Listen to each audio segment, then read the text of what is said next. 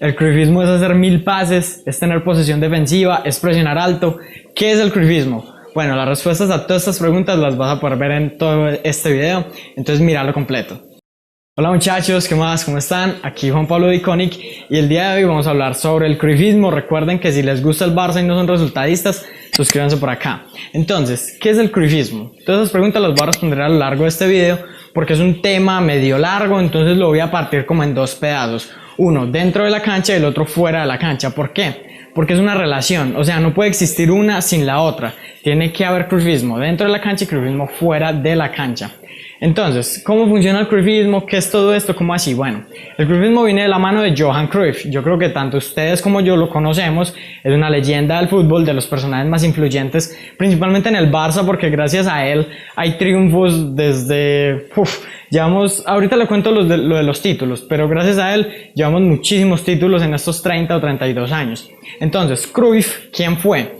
Bueno, él jugó bajo las órdenes de un entrenador que se llamaba Rinus Michels en Holanda, o sea, la naranja mecánica, en el Ajax y en el Barça. Y como que cogió esos conceptos de él, se le impregnaron y él lo evolucionó. A eso se le llama el cruyffismo. Entonces, ¿qué es lo que pasa? Yo hace más o menos 2 años o 3 años estaba confundido y me decían que el cruyffismo, que no sé qué el cruyffismo, y yo pensaba que era el tiki-taka, que era jugar bonito y no sé qué, pero me di cuenta que tenía un trasfondo mucho más peculiar, muy bacano, y por eso es que se los voy a compartir. Entonces, primero miremos estas frases de Cruyff, que la primera es que todos los futbolistas deberían saber jugar con ambas piernas y en todas las posiciones. Por eso, cuando doy charla a los laterales, también se la doy a los delanteros.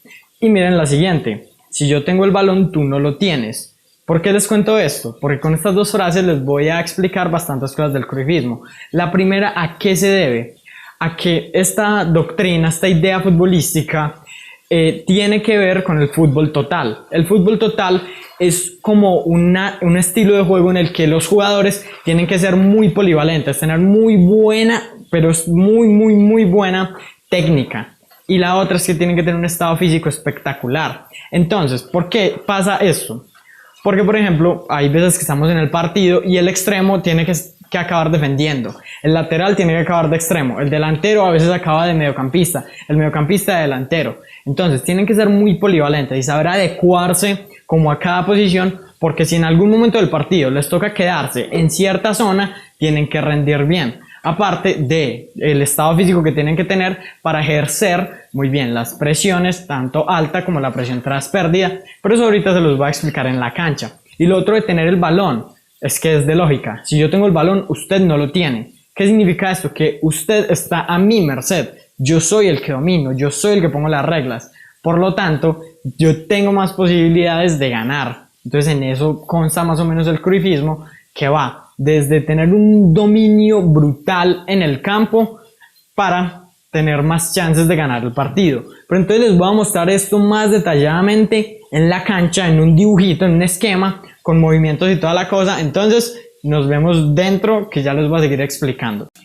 Muy bien muchachos, entonces les cuento que la idea de Cruyff era llegar a la portería lo antes posible.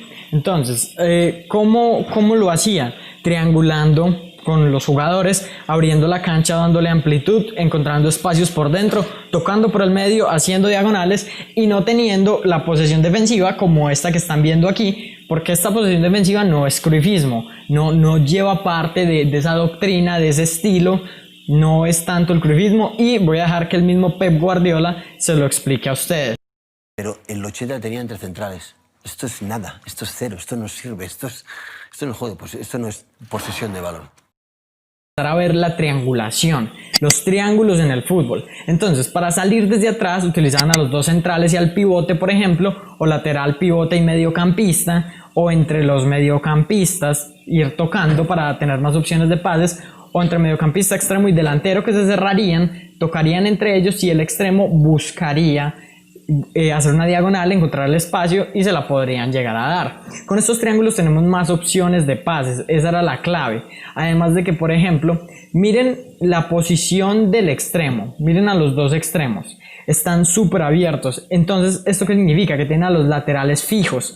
Y como el lateral del Barça, vamos a poner nombres. A Vidal tiene que estar marcado por este mediocampista ¿Qué es lo que pasa? Que Xavi o Iniesta podían meterse en esos espacios que hay por dentro gracias a que los extremos ampliaron muchísimo la cancha y fijaron a los laterales. Entonces Xavi o Iniesta se podían meter por ahí sin ningún problema, y esto pues era otra forma como de atacar, una forma bastante clara y pues bastante efectiva. Aparte de esto, ¿qué otras cosas pues hacían los equipos de Cruyff? Las diagonales de los extremos, usando de la misma manera la amplitud, pero ya con los laterales y con los mediocampistas. Mire que Xavi e Iniesta están un poquitico más abiertos, a Vidal y Dani Alves están súper abiertos para que los extremos puedan hacer diagonales y cortar ahí por dentro, teniendo pues más opciones de pases y de lograr un gol. Entonces ya fijémonos en el aspecto defensivo y supongamos que Busquets hizo un pase pero lo hizo mal, se la entregó al contrario y pues el defensa se la da al mediocampista. Entonces ¿qué hace el Barça? Va a hacer una presión alta porque no los quiere dejar salir y todos van a intentar coger como cierta marca y tapar líneas de pases. Mire que Iniesta está marcando y a la vez tapando líneas de pase, lo cual hace que se recupere más rápido el balón. Esa es una de las claves de la presión alta. Pero entonces veamos otro lado. Por ejemplo, no estamos haciendo una presión alta y como pues el Barça y en el cruyffismo la línea defensiva está tan arriba, porque miren a Puyol y a Piqué donde están, a Vidal y Dani Alves donde están súper arriba. Entonces el central va a hacer un pase largo. La clave también en cuanto a la defensa es que el arquero sea un arquero líbero, para que pueda llegar al balón y lo pueda rechazar mientras el equipo se repliega. Entonces el portero tiene una importancia fundamental siendo un portero líbero, como les conté. ¿Y qué es lo otro que se me olvidó contarles en lo ofensivo? La permutación de puestos arriba. Siempre tienen que estar en constante movimiento. Messi, Henry y Eto'o, por ejemplo, tienen que estarse moviendo para generar más pues como líneas de pase, más cosas por el estilo. Y lo último, la posición defensiva a veces es útil. ¿Por qué? Porque si por ejemplo el otro equipo está muy replegado, podemos tocar atrás y hacer que salgan. Y cuando salgan, buscar espacios con los extremos para que hagan diagonales, corten un pase entre el lateral y el central. Por ejemplo, aquí lo daría Busquets, en el anterior lo dio Piqué, y aquí se buscan los espacios para intentar hacer daño, trayendo al rival y generando espacios a las espaldas. Bueno, entonces ya que vieron un poquitico como las mecánicas en la cancha, ya les voy a seguir contando como lo que pasó fuera de la cancha, pero antes quiero que vean un trocito como de la presión alta y de la presión tras pérdida que tenía el Barça 2009-2010, que fue un partido que me estaba viendo ahorita, que yo les he contado que nos estamos viendo pues los partidos del Barça de Guardiola para repasar y todo eso. Entonces ya saben, los que lo quieran ver me pasan el correo por Instagram y listo. Entonces miren ahí pues cómo intentaban presionar, cómo intentaban ir arriba, y es que pensemos, con el cruyffismo se logra un desgaste físico y mental brutal. ¿Por qué? Porque no sé si a ustedes les pase, al menos a mí y a muchas personas que conozco les pasa, a uno no le gusta perseguir el balón todo el partido. O sea, uno se cansa, uno ya hace una presión un ratico y ya dice, no, yo ya qué me voy a seguir persiguiendo ese balón, porque uno se cansa de perseguirlo. Al menos yo era bastante vago jugando y yo era un extremo que no bajaba a defender, imagínense en eso. A mí no me gustaba ir por el balón, a mí me gusta tenerlo, porque la mayoría de personas que jugamos nos gusta tener el balón. Entonces eso logra desgastar física y mentalmente al rival, y eso la verdad es que da un plus, o sea, hace que los tengamos pues como no en un 10, sino que los tengamos en un 7 o en un 8, y a medida que pasa el partido los seguimos desgastando.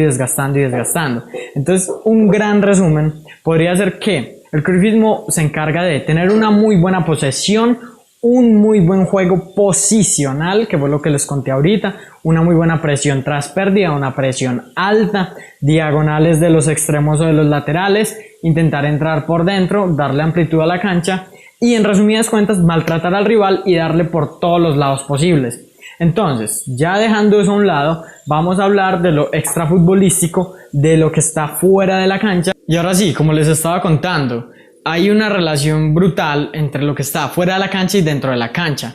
Entonces por eso es que se los voy a contar, porque yo veo que es lo menos mencionado. O sea, se habla mucho del cruyffismo dentro de la cancha, de la presión, las diagonales, no sé qué, pero fuera de la cancha no se habla prácticamente nada, muy pocas veces, entonces por eso los voy a contar.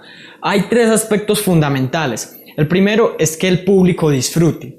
¿Por qué? Porque es que el público es la audiencia, son los fans del equipo. El público es el que paga una entrada, el público es el que paga televisión para poder ver. Si la audiencia está contenta, el club va a ganar más dinero, eso por un lado. Pero por otro lado, esto hace que los que ven los partidos se sientan bien, se sientan identificados con el Barça, generen como más empatía con el equipo. Y entonces esto hace que no se juzgue al perder. O sea, si perdemos, vamos a juzgar si jugamos mal o si jugamos bien, pero no vamos a juzgar si perdemos o si ganamos. Si ganamos jugando súper bien, todos van a estar súper contentos. Y si perdemos jugando bien, todos van a seguir contentos, porque no le están dando bombo al resultadismo, sino que están amando el proceso, lo que yo les digo siempre. Eso ayuda a educar a la gente a que no amen el resultadismo, sino que amen el proceso. Entonces es una ventaja muy grande del cruyffismo. Por otro lado, pasemos a la cantera, que es importantísima. ¿Por qué? Cruyff nos decía que teníamos que cubrir los cupos o los puestos con gente de la cantera. ¿Por qué? Porque, o sea, hagamos un ejercicio mental, pensemos en una persona, por ejemplo, que crece en la jungla, en Tarzán, por ejemplo. Si Tarzán creció en la jungla, toda la vida va a vivir bien en la jungla y va a saber qué hacer en la jungla. Pero si llegamos y cogemos a una persona de la ciudad y la llevamos a la jungla, no va a saber qué hacer el primer tiempo, 6 meses no va a saber qué hacer. Entonces, ¿a qué se refleja esto? A los canteranos y a los fichajes. Los canteranos han vivido todo el tiempo ahí, jugando con ese estilo, lo comprenden al pie de la letra, al derecho y al revés. Cuando llega un extranjero, a veces le cuesta empezar a coger inercia.